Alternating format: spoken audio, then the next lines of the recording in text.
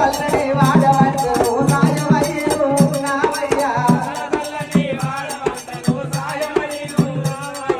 పాలు పోసి పరమన్న మొండుతే పర్వశించును తామును